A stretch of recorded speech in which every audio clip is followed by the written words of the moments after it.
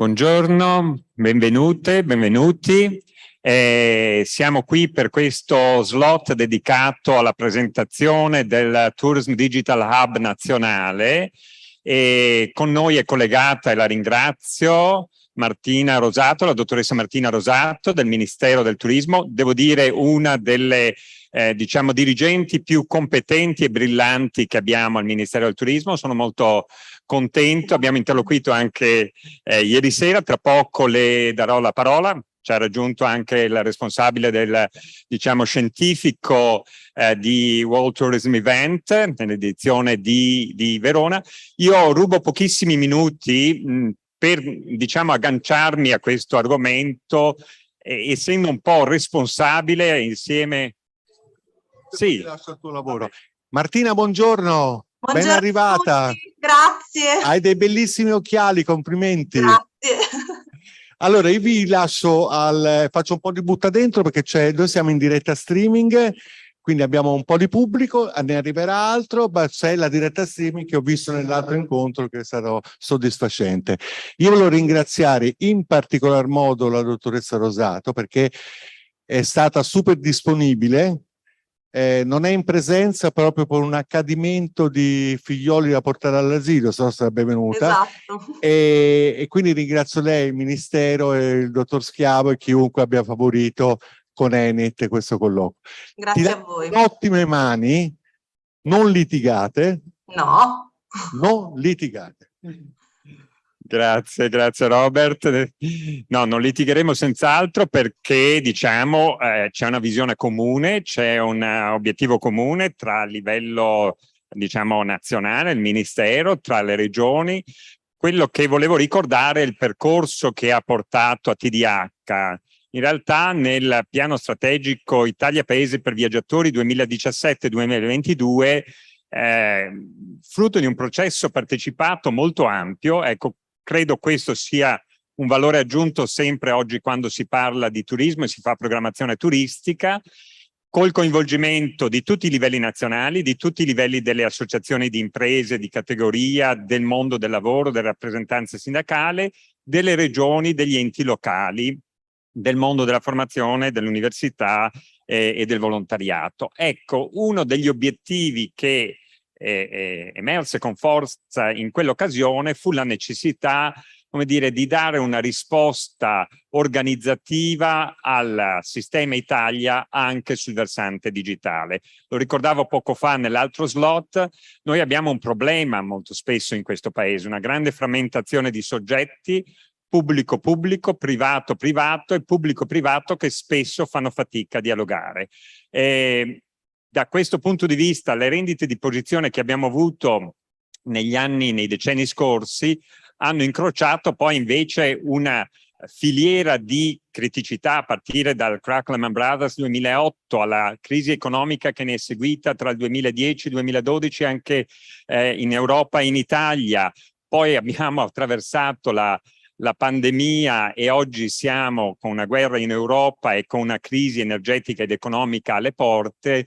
Ecco, è chiaro che questi due elementi contrastanti diciamo, impongono di ripensare il modello di sviluppo del turismo. In realtà elementi di necessità di cambiamento c'erano già in precedenza, il tema dell'overtourism in alcune destinazioni, il tema della sostenibilità sociale del turismo in alcuni contesti, ma un tema rilevantissimo era quello ed è quello della sostenibilità economica del turismo, perché molto spesso questi diciamo importanti numeri che abbiamo conosciuto in termini di arrivi e presenze sono sempre più frutto di una forte dipendenza del sistema Italia e del sistema destinazioni italiane dalle online travel agencies. Io non demonizzo affatto il tema delle OLTA, credo che debbano essere regolamentate dal punto di vista fiscale, della concorrenza leale a livello europeo e a livello nazionale, perché non può essere, come dire, che chi guadagna in Italia poi ha una fiscalità ad Amsterdam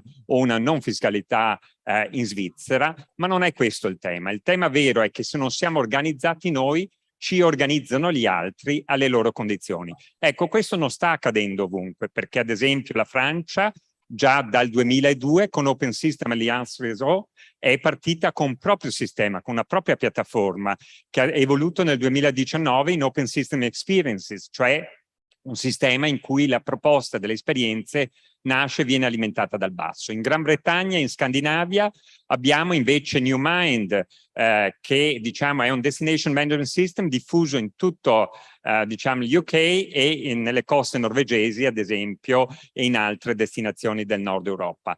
Nel centro Europa, in particolar modo in Austria, che è un po' la culla insieme alla Svizzera del destination management, è partito già dal 1994, ricordo, in Tirolo, con Tirol Werbung, il primo DMS, il primo Destination Management System, cioè applicare la cultura di destinazione, la governance di destinazione alle ICT, al digitale, cioè non sono gli ingegneri, ma sono i turistici che in qualche modo trasformano e favoriscono l'organizzazione dell'offerta. Un sistema che è utilizzato dalle 26-30 delle 30 top destination austriache, è utilizzato in Slovenia, è utilizzato in Svizzera, in molti land tedeschi, in Italia, in Abruzzo, in Trentino, in Veneto, eccetera.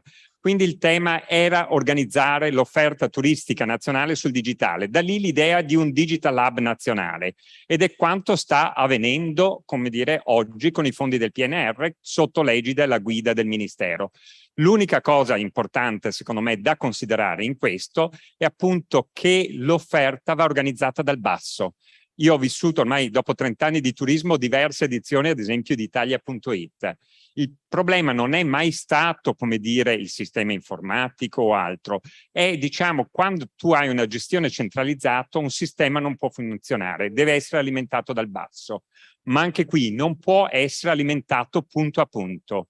Non è un social organizzare l'offerta. Se tu organizzi punto a punto, come dire, la singola impresa, non dai risposte alle richieste dei turisti. Le esperienze vanno organizzate a livello di destinazione. Ecco, quello che pongo anche nell'interlocuzione col Ministero è l'importanza che il Tourism Digital Hub venga alimentato, come mi pare nelle premesse, dal basso, organizzando l'offerta delle destinazioni tramite Destination Management System, tramite comunque la possibilità di, diciamo, proporre l'offerta da un livello di destinazione che è quello che conosce il territorio, quello che è in grado di connettere gli operatori, il sistema privato e quello pubblico. E passerei in questo senso la parola alla dottoressa Rosato per la presentazione del TDH e anche magari per un commento su questa prima riflessione. Grazie, dottoressa. Grazie a lei, dottor Marchioro, grazie a tutti. Mi dispiace non essere fisicamente presente, peraltro in Veneto, che è la mia regione d'origine, ma insomma lo sono con lo spirito e con il cuore e spero di rispondere nel corso di questa mattina. Diciamo che come Ministero del Turismo iniziamo da qui un ciclo di eventi che saranno, diciamo, numerosi nel corso dell'autunno, proprio con l'obiettivo di condividere con voi il progetto cui ha già accennato il dottor Marchioro, su cui stiamo lavorando intensamente ormai da più di un anno, per darvi conto di quello che è la nostra visione, che è una visione peraltro condivisa, e quindi credo e spero di poter dare diverse risposte agli spunti di riflessione che ha sollevato il dottor Marchioro, e soprattutto per darvi l'idea di quanto è stato fatto, di quanto ancora andremo a fare e quanto saranno importanti le relazioni sia appunto con quelli che consideriamo gli stakeholder di privilegio, quindi sicuramente le regioni, le amministrazioni pubbliche, sia con tutti gli operatori del settore, in quella logica appunto a cui si riferiva adesso, di porre al centro la destinazione e di spingere un'offerta di servizi che venga appunto dal basso. Per fare questo mi aiuterò con delle slide che abbiamo pensato con il direttore Schiavo, che sicuramente che mi diciamo, porta i suoi saluti e che porta la sua partecipazione attiva anche a questo evento. Quindi io proverei un attimo a condividerli. Se mi date un ok quando vedete anche voi, in modalità presentazione sarebbe meglio. Perfetto. Sì. Perfetto, ok. In modalità presentazione. Vedete tutto? Ecco, adesso ecco, sì. Arriva Grazie. un po' più lento, ma arriva anche a voi. Dunque, già la sintesi un po' del progetto è secondo me molto efficace in questo, cioè il Tourist Digital Hub inteso come leva abilitante per rilanciare il settore. Il dottor Marchioro ha fatto cenno a eventi shocking che ci sono stati nel passato, nel recentissimo passato, e che stiamo vivendo anche oggi, che però tutto sommato ci hanno dato anche modo di ripensare al settore turistico e di ripensarlo per l'appunto come una industria, e io partirei proprio da qui. Sostanzialmente vi offrirò quella che è l'overview di quello che è il settore turistico, che sicuramente conoscete in maniera efficace, dandovi qualche numero di riferimento, perché partendo dai dati e soprattutto su un sistema che si fonda sulla valorizzazione del patrimonio informativo e dei dati, quindi partiamo da lì per arrivare poi a un obiettivo, riusciamo a contestualizzare molto meglio questo intervento. Vi racconterò come stiamo lavorando, vi racconterò la strategia che stiamo seguendo e che trova i suoi principi ispiratori in quegli lunghi anni di interlocuzioni e di, diciamo, che hanno preceduto anche il nostro arrivo alla nostra istituzione, quelli cui faceva accenno il dottor Marchioro poco fa, cosa è stato realizzato e qual è il percorso di evoluzione che intendiamo mettere a terra, e che sicuramente sarà un percorso di condivisione, oserei dire, come abbiamo tentato di fare in questi mesi. I dati di contesto sono fondamentalmente quelli europei, quindi il turismo come uno dei pillar, come uno dei settori industriali. Io invito sempre, sarò anche ripetitiva, a prendere come riferimento questo documento rilasciato dalla Commissione europea a febbraio dello scorso anno, che è il il Transition Pathway for Tourism, un documento che per noi è ormai quasi una Bibbia, anche nell'attuazione di quelle che sono le strategie di policy. Sostanzialmente per la prima volta viene riconosciuto anche a livello europeo, in vista di un'agenda 2030-2050 sul turismo, il turismo viene riconosciuto come un settore industriale, quindi i principi ispiratori di questo settore devono essere i medesimi di altri settori, banalmente del manufatturiero. Questo vuol dire che ci sono dei driver cui non possiamo non pensare, considerati quelli che sono i numeri del settore a livello europeo, per cui un 9,5% del PIL totale a livello europeo, con, e questo è un tema che a me sta sempre molto a cuore, oltre 22 milioni di posti di lavoro che sono quelli che gravitano intorno al settore. Che cosa vuol dire? E qua secondo me abbiamo già le prime risposte ad alcuni spunti dati dal dottor Marchioro. Vuol dire regolamentazione, cioè regolamentazione a livello di amministrazione, regolamentazione per arrivare a un turismo che sia equo, sicuro e sostenibile. Vuol dire non lasciare spazi vuoti né sul tema della fiscalità, né sul tema, vi faccio un esempio banale ma efficace, delle locazioni brevi, su cui in questo momento la Commissione europea sta interloquendo per arrivare con gli stakeholder pubblici e privati degli Stati membri, per arrivare a una regolamentazione, a colmare un gap normativo che esiste a livello europeo così come a livello nazionale, come sappiamo. Vuol dire governance non soltanto dal punto di vista della pubblica amministrazione e quindi da parte degli stati, vuol dire anche governance e modelli di governance o di business ripensati e attualizzati da parte degli operatori economici del settore, che sono al 96% in Italia rappresentati da SMEs, da piccole e medie imprese. Vuol dire essere guidati da quelli che sono i driver del PNRR, ma di tutti i settori industriali, quindi una forte spinta verso la transizione green e la transizione digitale, e sicuramente il TDH è una delle migliori risposte a questo. E poi chiaramente vuol dire rafforzare le capacità di resilienza di un settore che ha conosciuto un evento shocking che è durato 2 anni, che ne sta vivendo sicuramente un altro, quindi la crisi energetica e legata alla crisi ucraina, una guerra che è alle porte dell'Europa, e quindi che ci consenta di costruire un modello solido per affrontare anche in futuro con resilienza e capacità di sostegno eventuali eventi analoghi che possano impattare negativamente sul settore e sull'occupazione in quel settore. I numeri sono sicuramente efficaci. Noi chiaramente ci facciamo riferimento sostanzialmente a fonti WTO come fonti Istat e fonti Banca d'Italia. Il dato di riferimento è il dato, cioè l'annualità che noi prendiamo a riferimento sempre per identificare diciamo meglio il settore, sono quelli del 2019, quindi a ridosso poi di quello che è stata l'emergenza del Covid. Come potete vedere, l'Italia si pone al terzo posto tra gli stati dell'Unione Europea per volume di flussi turistici e per il valore economico che a questi connessi. Abbiamo i nostri principali competitor, li conoscete, sono la Francia e la Spagna. Diciamo che noi abbiamo un flusso di turisti in Italia pari a circa 65 milioni contro 90 milioni in Francia e circa 82 in Spagna. Seguono Germania, Grecia e Portogallo. Diciamo che questo grafico sintetizza quelli che sono i player europei con caratteristiche più vicine tra loro.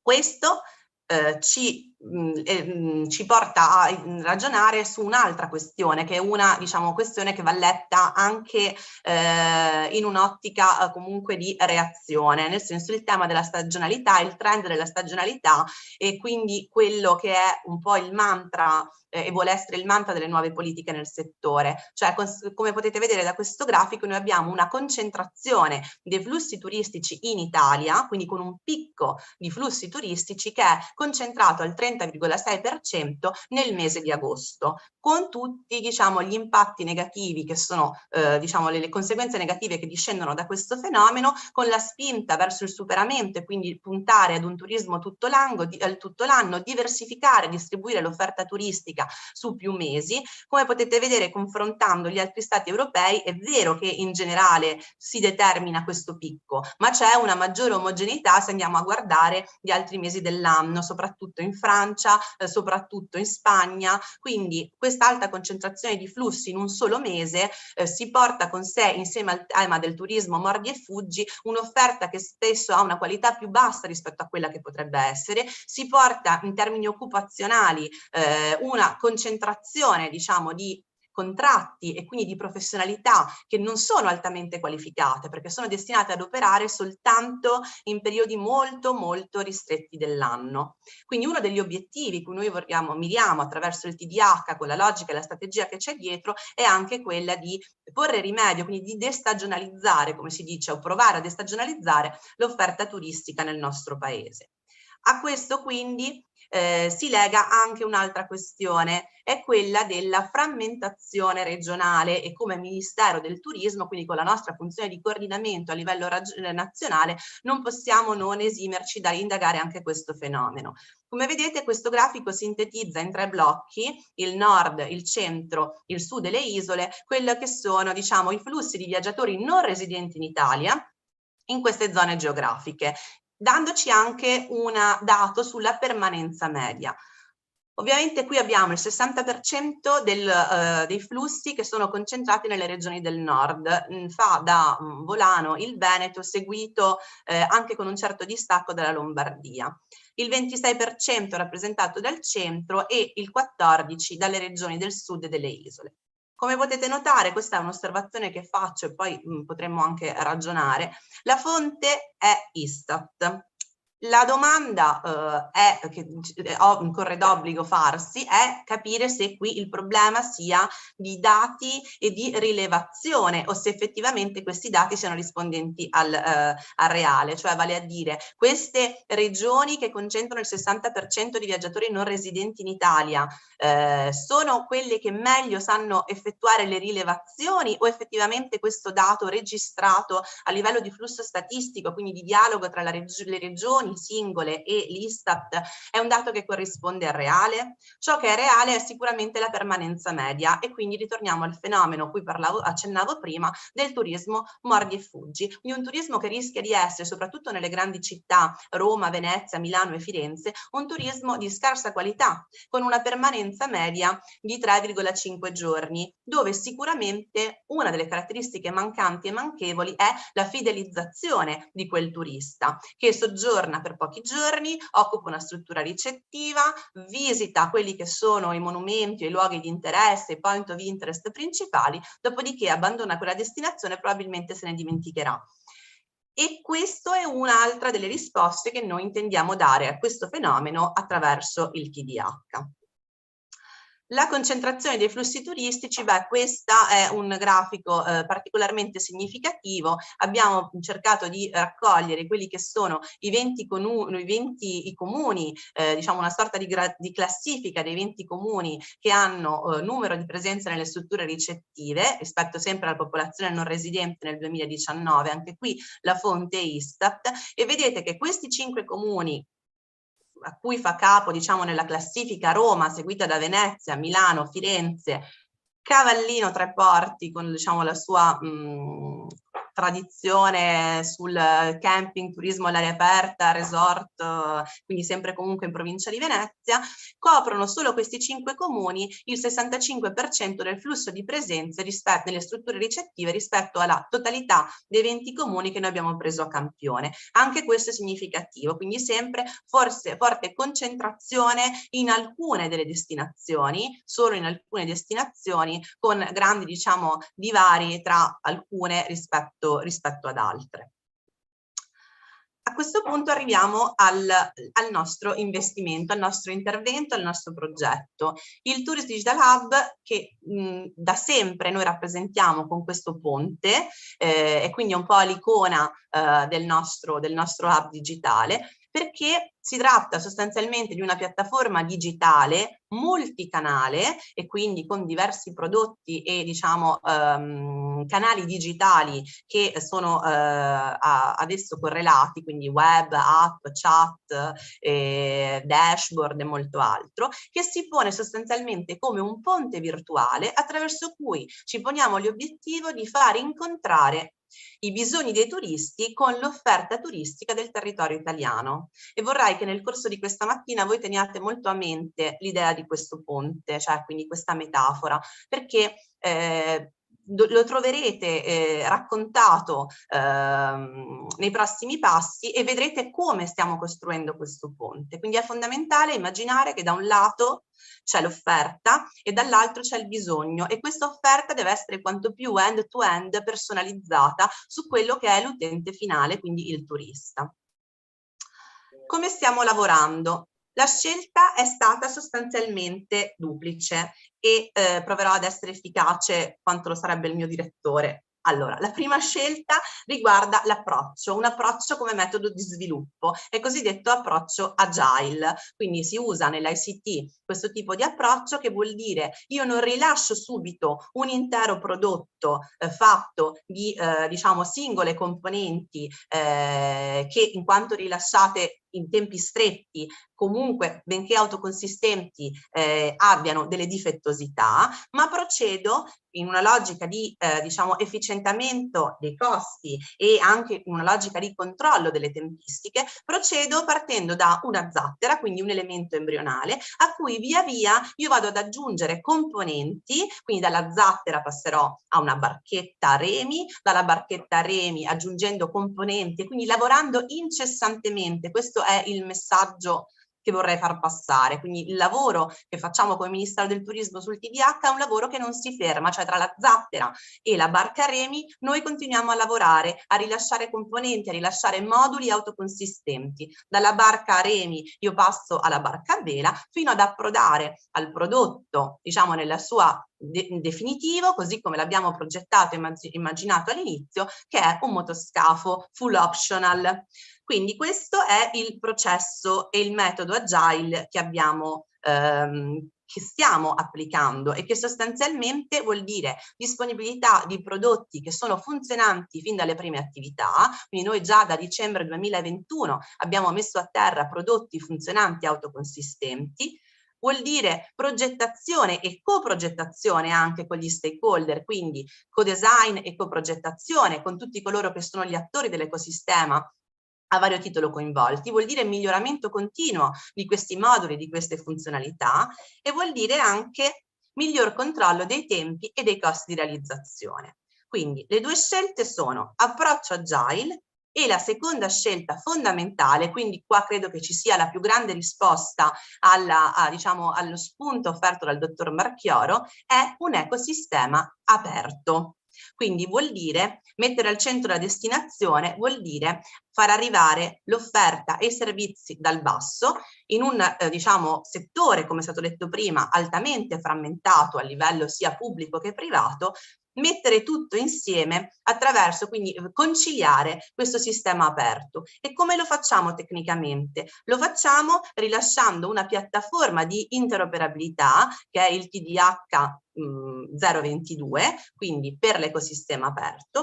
Qui vedrete a questo punto abbiamo da un lato regioni, amministrazioni locali, soggetti privati, quindi operatori del settore, che quindi sono tutti i principali attori diciamo che si muovono in questo ecosistema. Dall'altro abbiamo i tre pillars, i tre pilastri: contenuti, offerta e destinazioni. Come vedete questo è uno scambio bidirezionale, quindi abbiamo sul TDH, regioni, amministrazioni locali, soggetti privati, altri soggetti che portano informazioni, portano patrimonio informativo che noi come TDH restituiamo a questi attori, agli stakeholder dell'ecosistema. Questo si traduce in un modello di integrazione che sia universale per tutti i partner, quindi sul TDH 022 tecnicamente una gateway platform, uno schema API, quindi uno dei sistemi di interoperabilità più evoluti, e anche la condivisione di ontologie e tassonomie per mettere a terra questo dialogo costante tra gli operatori dell'ecosistema e il TDH. Ma cosa avevamo detto? Che tutto questo deve essere tourist oriented, ed ecco qui tutto questo sistema ci consente di ragionare sui dati, quindi di valorizzare il patrimonio informativo che in questa logica di scambio continuo noi andiamo ad alimentare, con lo scopo di offrire al turista servizi integrati nella logica della destinazione e siano sempre hand to hand, quindi altamente personalizzati. Perché anche questo turista restituirà, ricordiamoci, al nostro TDH parte di un patrimonio informativo che è poi il suo bagaglio, quindi il turista ha il suo bagaglio fisico, ma porta al TDH anche un bagaglio di informazioni e di dati che ci consentiranno sempre di più di migliorare e aumentare la performance di questo strumento. Quindi le due strategie, metodologia agile ed ecosistema aperto.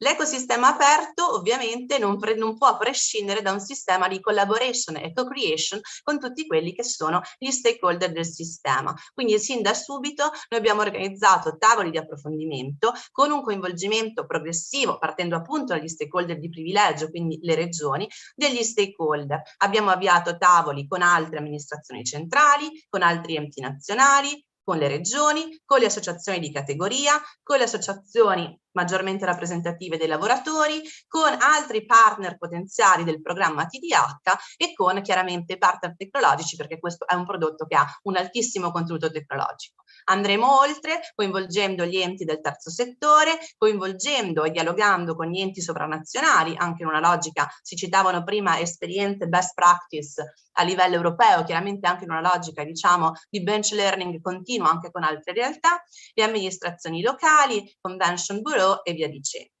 A questo punto abbiamo pubblicato nei mesi scorsi degli avvisi che sono un po' la traduzione, vorrei dire anche il suggello giuridico di quello che è questo tipo di approccio, cioè degli avvisi pubblici per partecipare al TDH che sono rivolti a soggetti privati e a soggetti pubblici e sostanzialmente al momento si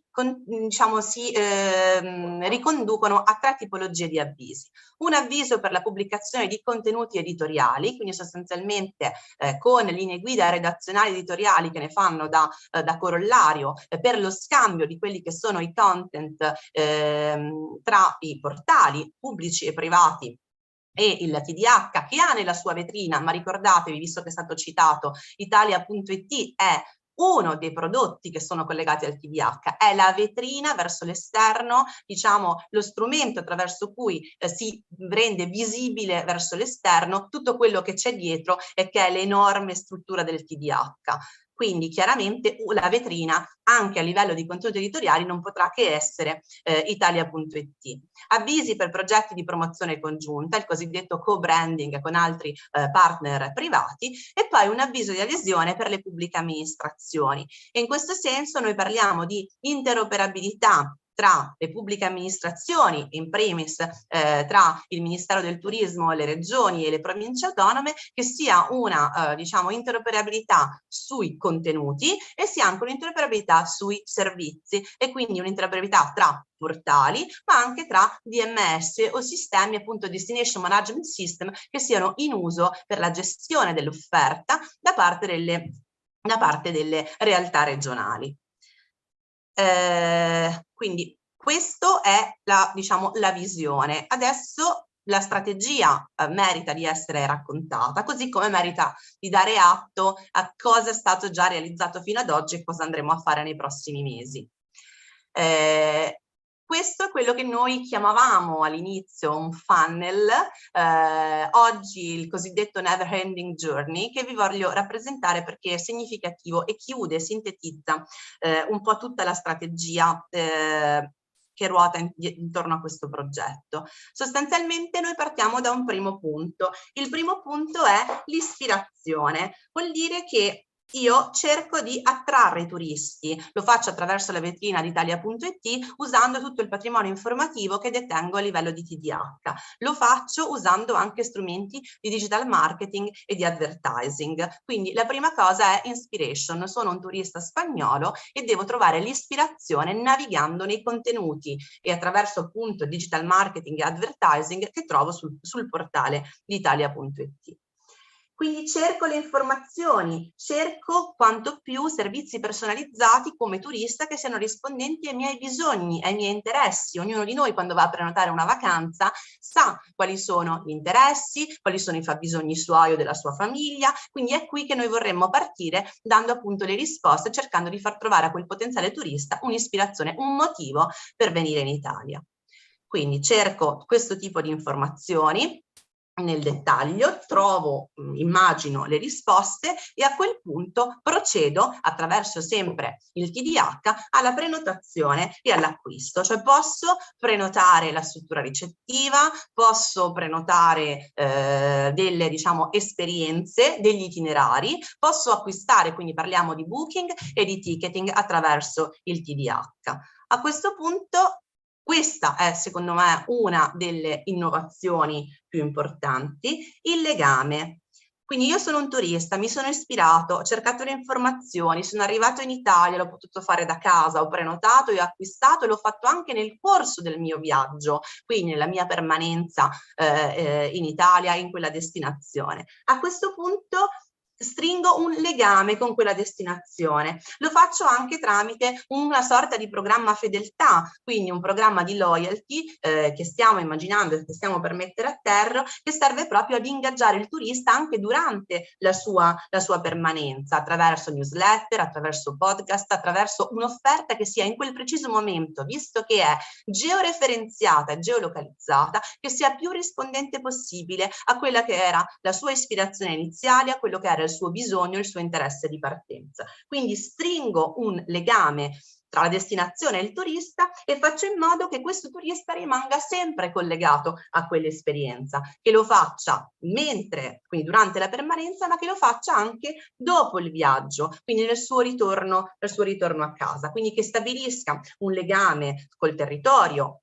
tra il territorio e quella persona, e che si arrivi anche a una partecipazione successiva, ad esempio l'accesso a community virtuali, la possibilità di condividere anche immagini e foto del viaggio che ha scattato durante la sua permanenza, e che vuol dire anche ovviamente passaparola, cioè io torno a casa soddisfatto di questo percorso, con un legame molto stretto con quella destinazione, e riesco a diciamo diffondere e a condividere con tutta la cerchia di persone che ruota intorno a me, sia virtualmente che fisicamente, quella che è stata la mia esperienza, quindi un viaggio, come potete capire, senza una vera e propria fine, che continua. Questo è diciamo dal tema dell'ispirazione fino a al post viaggio. Secondo me questo è il modo più efficace di rappresentarvi e di condividere con voi l'obiettivo di questo programma, che va visto sempre in un'ottica di insieme, quindi di strategia.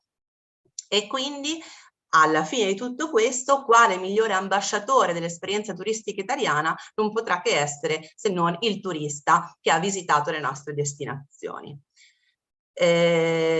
A questo punto direi che possiamo passare a quella che una volta era rappresentata, diciamo, fino a poco tempo fa era sintetizzata in un tetraedro, quindi come forma geometrica, ma che in realtà mette insieme tutti i pezzi di questo racconto che ho fatto fino adesso. Abbiamo quindi destinazioni, offerta e contenuti, cioè sono i tre elementi che convergono sul TDAH, come vi dicevo all'inizio. Da un lato, quindi, queste destinazioni, offerte e contenuti sono destinati a confluire e ad alimentare il patrimonio informativo del nostro Tourism Digital Hub. Dall'altro lato c'è il tuo turista che è portatore di bisogni e di interessi, che trova nell'ispirazione un motivo per navigare nei nostri contenuti e che quindi a sua volta, come vedete, quindi la freccia è importantissima, alimenta e concorre ad alimentare il patrimonio informativo del TDAH. Da questo ne discende la famosa offerta end-to-end, quindi l'offerta personalizzata, ricordo anche sempre georeferenziata, che arriva al turista con il suo bagaglio, quindi turista portatore comunque di patrimonio. A questo punto il turista può pianificare il suo viaggio, quindi avrà a disposizione eventi, itinerari, ricettività, enogastronomia, articoli di interesse, quindi procede a pianificare il viaggio e arriva al momento in cui vive la sua esperienza. Nel corso dell'esperienza noi, come abbiamo visto nel Never Ending Journey, non viene mai lasciato solo. Avrà la possibilità di fare il booking, il ticketing, quindi di prenotare, avrà un'offerta geolocalizzata, cioè mi trovo in un punto preciso e riesco a ricevere le informazioni di interesse che vadano dall'enogastronomia piuttosto che al museo da visitare, piuttosto che all'attività sportiva da fare in quel momento, piuttosto che l'evento a cui prendere parte. E chiaramente questa è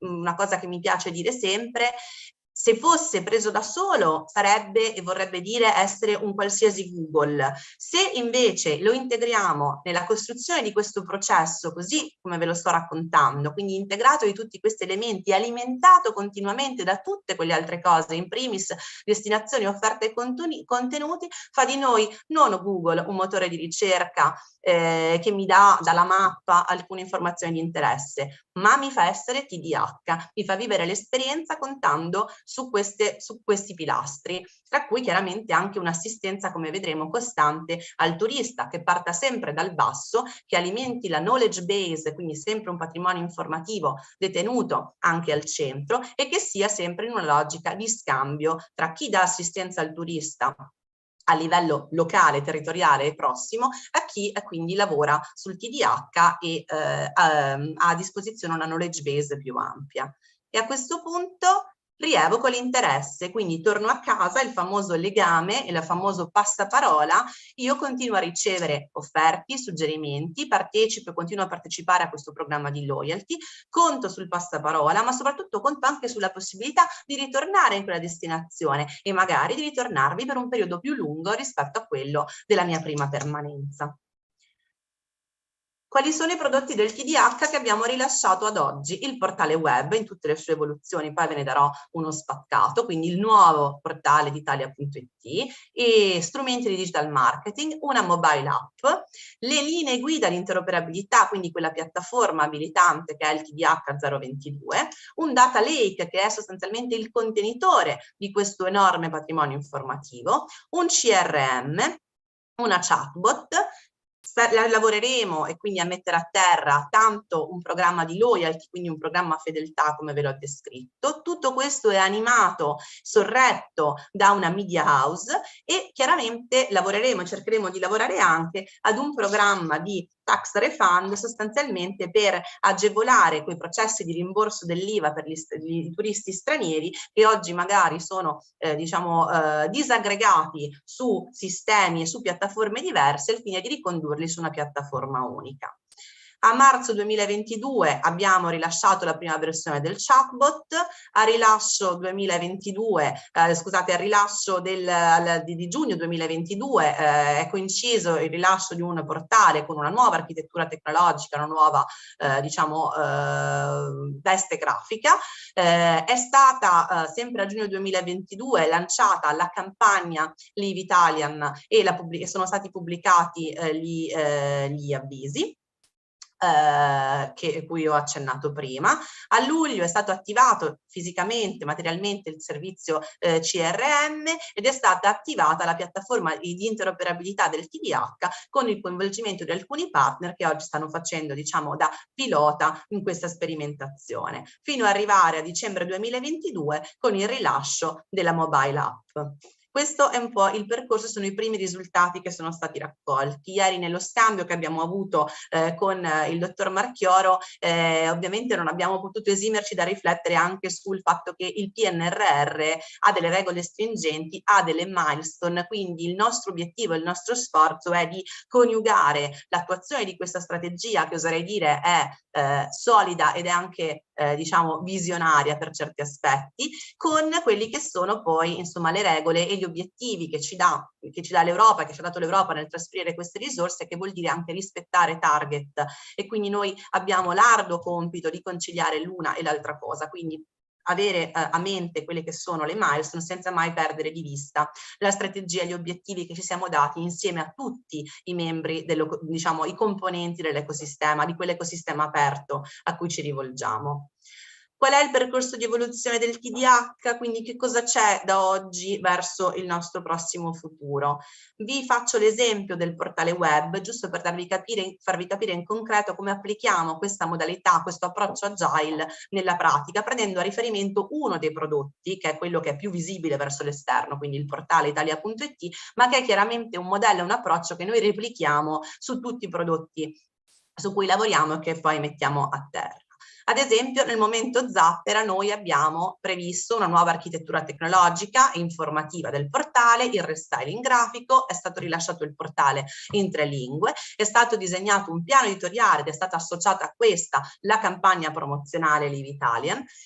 Sono stati messi a disposizione mappe e contenuti correlati a queste mappe ed è stato integrato al portale un chatbot informativo. Questo era il primo step. Quello che voi vedete rappresentato con questa linea tratteggiata e questo omino che corre, che è molto, diciamo, rappresentativo di tutti noi che ogni giorno corriamo per lavorare a questi obiettivi, è tutto ciò che noi realizziamo tra lo step Zattera e lo step Barca a Remi. Quindi integrazione di contenuti in più lingue, passeremo da 3 a più lingue, un aggiornamento di questa campagna promozionale, anche perché noi, come in tutte le campagne di marketing, ne misuriamo i risultati, quindi guardiamo i nostri indicatori e ritariamo il tiro, avviamo campagne di advertising che siano parallele e collegate a questa campagna promozionale, continuiamo ad interloquire con i partner, ampliando insomma la platea di soggetti con cui dialoghiamo, integriamo nuovi ambiti e nuove funzionalità e cerchiamo sempre più di personalizzare l'esperienza attraverso la valorizzazione dei dati che raccogliamo attraverso il TDH.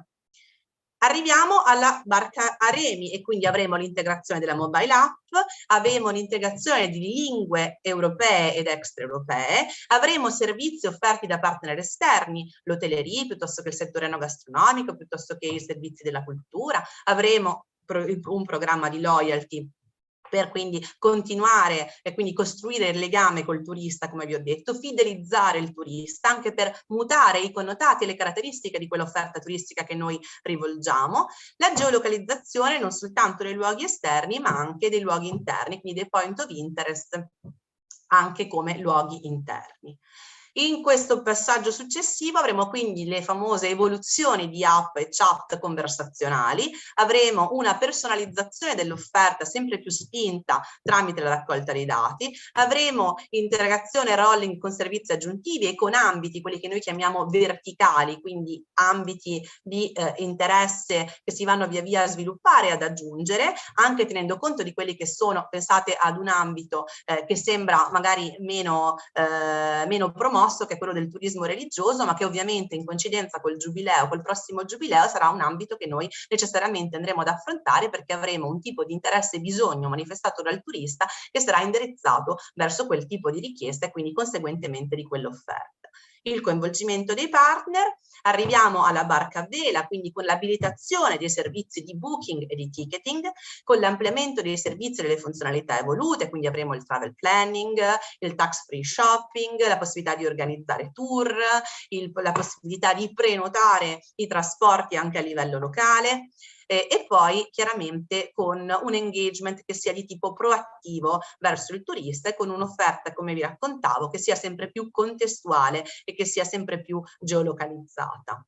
Nell'ultimo tratto di questa lunga strada noi avremo chiaramente l'arruolamento e l'onboarding di un numero sempre maggiore di operatori, avremo accordi con partner sempre più, immaginiamo, numerosi, anche perché tanto più verso l'esterno si vedranno i risultati di questa operazione, tanto più immaginiamo che sarà forte ed efficace l'engagement di tutti i partner, sempre ancora di più un'offerta, quindi voi vedete noi abbiamo ripetuto la personalizzazione dell'offerta tramite la raccolta di dati, ovviamente più dati raccolgo attraverso questo percorso, più riuscirò a personalizzare l'offerta verso il turista e sempre qui anche rolling di nuovi servizi e di nuovi ambiti, fino ad arrivare addirittura al nostro motoscafo che avrà, diciamo, come vi dicevo all'inizio, sarà full optional, quindi addirittura con un'area privata, quindi con un accesso del turista in un'area privata per monitorare le offerte di tutti quelli che sono gli operatori e partner che gravitano intorno al TDH, funzioni di geomarketing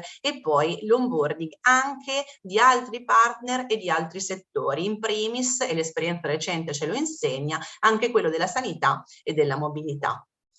Quindi questa è un po' l'evoluzione di un prodotto e non posso che concludere, diciamo, che il Veneto si presta, non me ne vogliono, a questa immagine che un po' sintetizza il nostro modo di lavorare, quindi questa squadra di rugby per cui noi riteniamo, siamo convinti che il TDH sia l'elemento abilitante, quindi sia la leva per il rilancio del settore turistico in Italia e chiaramente, e questa insomma il rugby ce lo insegna, questo successo, il successo di questa iniziativa deve essere necessariamente correlato a un engagement fortissimo e a un coinvolgimento attivo di tutti gli stakeholder pubblici in prima battuta e gli stakeholder privati, perché si realizzerà il progetto solo e unicamente con il popolamento del TDH attraverso il popolamento di contenuti e di servizi che poi siano a beneficio dell'intero ecosistema, sempre guardando dritto negli occhi il turista che ci viene a trovare. E questo, diciamo, erano tantissime informazioni, mi rendo conto, ma ci tenevo a condividerle tutte. Grazie molte alla dottoressa Rosato per questa ampia, completa e anche, diciamo, visionaria presentazione. Ha ricostruito, diciamo, con la logica dell'engagement della domanda un po' tutte le fasi di relazione, diciamo, tra destinazione, marca Italia in questo caso, e il turista, no? La fase, come dire, del dreaming, del planning, del booking, del living e dello sharing. Ecco, visione ampia, ambiziosa, che ha bisogno, ecco, questo mi sento di sottolinearlo, la mia componente tedesca che viene fuori, di organizzazione. E l'organizzazione deve nascere dal basso. In questo senso io credo che, ad esempio, laddove, come in Veneto, c'è una base organizzativa che si sta, diciamo, proponendo anche sul digitale, il TDH debba essere alimentato dal basso in questo senso. Veneto, come lei sa, lo dico anche a beneficio di chi ci segue qui in sala, ma anche chi ci segue in streaming, dal 2016 utilizziamo un Destination Management System, che è uno strumento per la gestione integrata appunto della destinazione, informazione, accoglienza, promozione e commercializzazione. È utilizzato dagli 82 uffici turistici del Veneto, dalle 17 destinazioni, da numerosi reti di impresa e club di prodotto.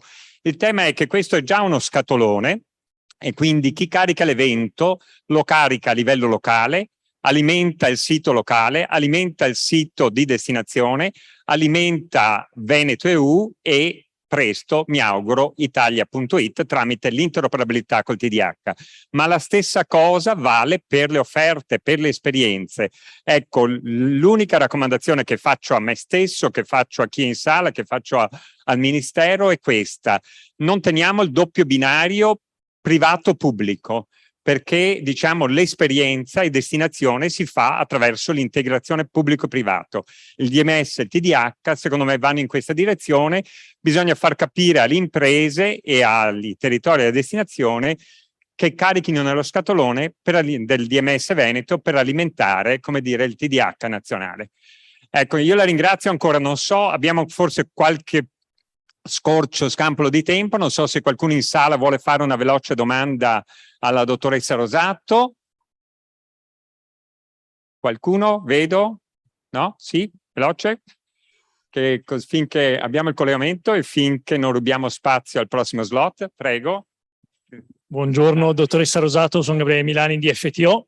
Buongiorno. Buongiorno. La mia curiosità, ovviamente, noi rappresentiamo tour operator e agenzie di viaggi sul territorio.